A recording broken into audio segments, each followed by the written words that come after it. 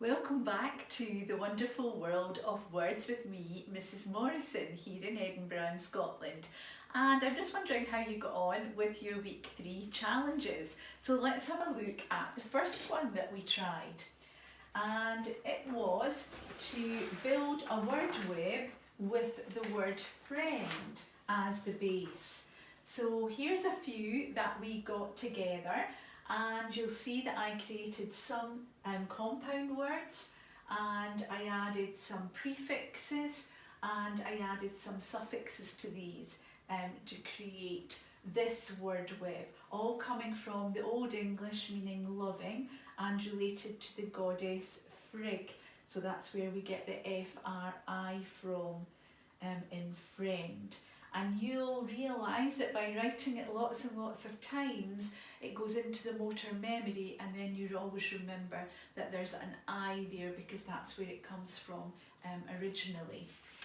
So have a look at some of these words, and quite interesting ones were that I added SHIP to make friendship, and I had a little girl trying to tell me that that was a compound word, and it does look like one about a ship that only carries friends, which is quite a nice concept, but actually SHIP here is a suffix, and you'll hear it in words like obviously friendship, membership, relationship, so meaning a state of being. So being a friend, being in a state of friendship means being a friend. Membership, you are a member of something, you're belonging to something.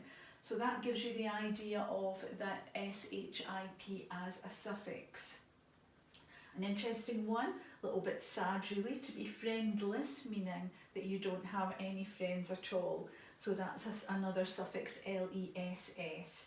Unfriend, being to not friend somebody. And I've put a little dot at this one because I'm not sure. Unfriend, unfriends, unfriendly all seem like proper English words. Unfriendlier or unfriendliest, I wasn't so sure. I think we would say probably least friendly in English. But you never know, you know what it would mean if it was a word. And what often happens with words in English is people start to use them, and authors use them or journalists use them. They then start to become in common use, and then they eventually find their way into the dictionary because the language is always changing, new words are coming in and old words are falling out of favour. Another thing to speak about is friendlier and friendliest. You'll see that the Y has changed to an I in these words, and that's because in English you can have a Y at the beginning of a word, you can have a Y at the end of a word, but don't keep a Y inside a word unless you know a good reason why. And I do know them, and maybe in another video I'll tell you what they are. So these are the interesting ones we found for friend. The other one, much richer base element here in STRUCT, struct meaning to build, and by adding lots and lots, particularly adding prefixes, you can see how it changed the meaning of the word. So for example, instructed means somebody who is building in some information into somebody else. So instructing, you're obviously getting all of these words: instructed, instructing, adding ION to make instructions, instructor, and then other ones like destruct, meaning DE, meaning the reversal of building. So instead of building, it's the reverse of that. It's destroying or destructing something. Construct is building with, and obstruct, building against, putting something in as an impediment. So something that is stopping something happening is obstructing. Reconstruct has got the con, meaning with, and the re, meaning again. So you're building again with something. And interesting word that has just kind of come into fashion recently because chefs have started to refer to it, and providing you with some choices on the menu of deconstructed food, where they give you lots of the parts of the meal are all divided up instead of being put all together. So deconstructed, you can see how that's built. And interesting with just some of these, you can see if you were faced with this word in your reading, you might think, oh my goodness, look at the length of that word, I'm never going to be able to work out what it means. But if you can see that ob, knowing meaning against, you can see the base struct, and you know that means to build, and then you recognise, oh, there's just an ION and there's an ISM. So you've sort of deconstructed the word yourself to help you get to the meaning of it, of obstructionism, which is really just all about a process where it's a practice of deliberately delaying or impeding a process, which is actually what that word actually means. But you can work that out just from deconstructing it. Also, quite interesting to look at these, as you can see that there are some suffixes that you're immediately thinking, oh, I can make connections maybe with like actor, a person who acts, instructor, a person who instructs, a destructor, a person who's destructing or a thing that destructs. And there's another one, an obstructionist. And maybe already you're thinking, oh, is IST something to do with a person as well? A person who does, like an artist or a violinist. So you can immediately see these are suffixes that often are used to denote a person or a thing who's doing something. So interesting learning from that, from the base word struct.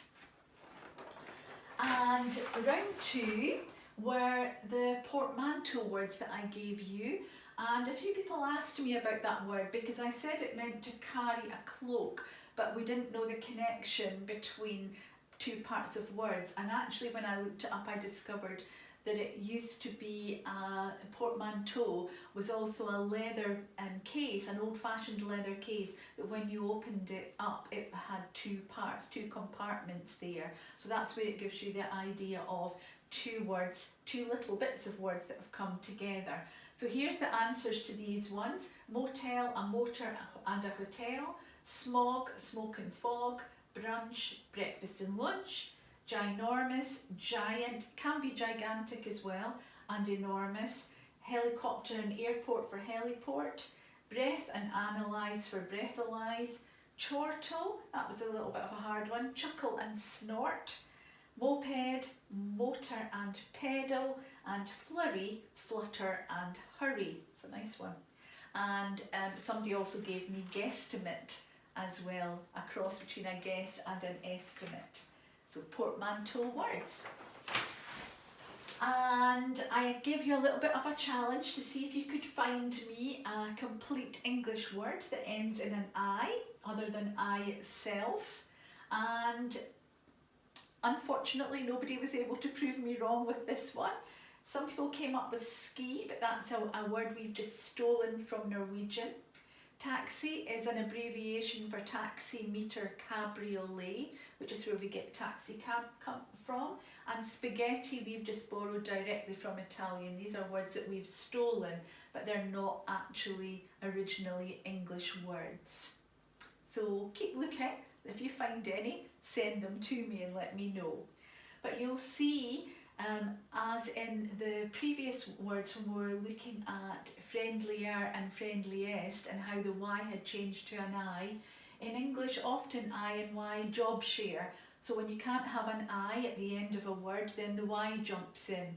So as in pretty and busy, it sounds like an I on the end, but the I and the Y job share. So when it can't be an I, for example, at the end of an English word, then the Y jumps in. So interesting with that one. We can speak more about that in another video.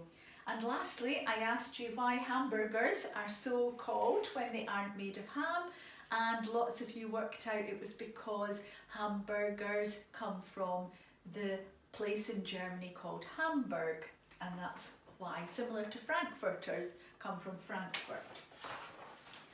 So these are part of toponyms, which are words that have come from place names, and I've just written a few down that I thought were quite interesting to share with you.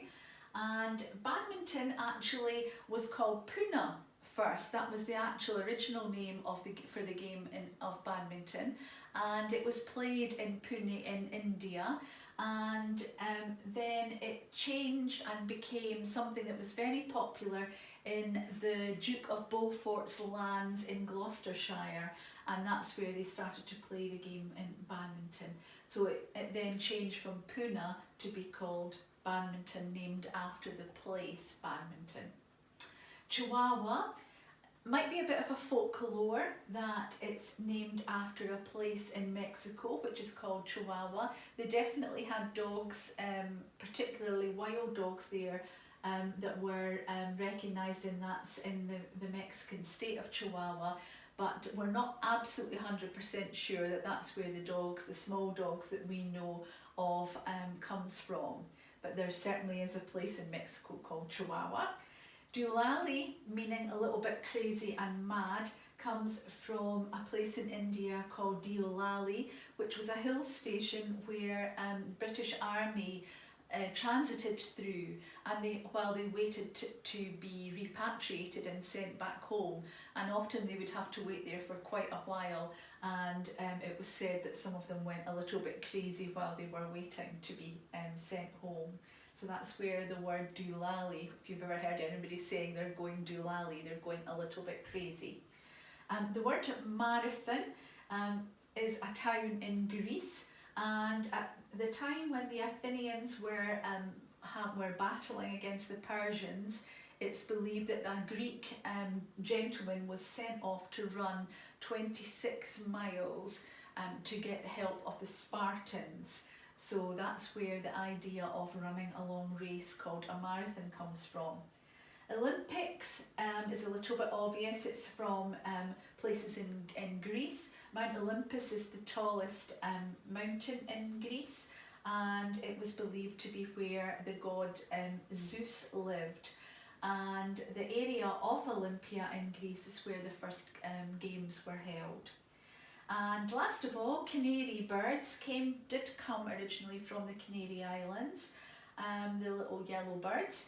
But interesting, the word why Canary Islands was called Canary Islands was because it was originally named after the land of the dogs, and that's probably the link to canine that we now use when we're referring to dogs. So, hope you've enjoyed the answers to all the investigations that I set earlier this week, and I look forward to setting some more word adventures for you next week. Speak to you soon.